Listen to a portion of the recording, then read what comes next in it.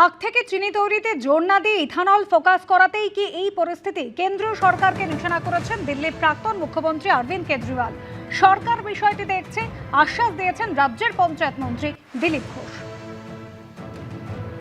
तो ऐसे लगता है जैसे मोदी सरकार बिल्कुल अनपढ़ लोगों की सरकार है। उन्हें यही नहीं पता कि क्या निर्णय ले रहे हैं और इस निर्णय का क्या असर होगा। इन्होंने गन्ने की खेती को इथेनॉल बनाने के लिए डाइवर्ट किया और इथेनॉल को पेट्रोल में मिलाना चालू कर दिया। बोले इससे पेट्रोल बचेगा, और पेट्रोल बचेगा तो फॉरेन एक्सचेंज बचेगी, विदेशी मुद्रा बचेगी जो हम विदेशों से तेल आयात करने के लिए खर्च करते हैं।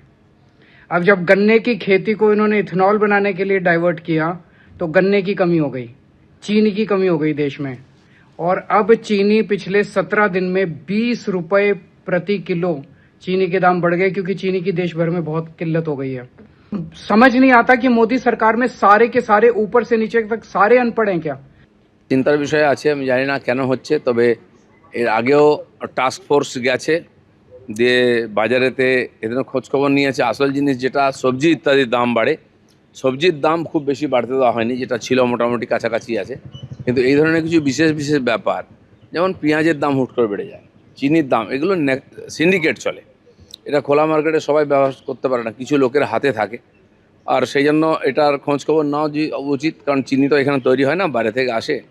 এর পেছনে কারণ কি, অনেক ধরনের চক্রান্ত চলছে, আর তার মধ্যে না পড়ে কেন্দ্র সরকার বিশেষ করে ব্যাপারটা দেখবে। আমাদের তরফ থেকে আমরা নজর রেখেছি।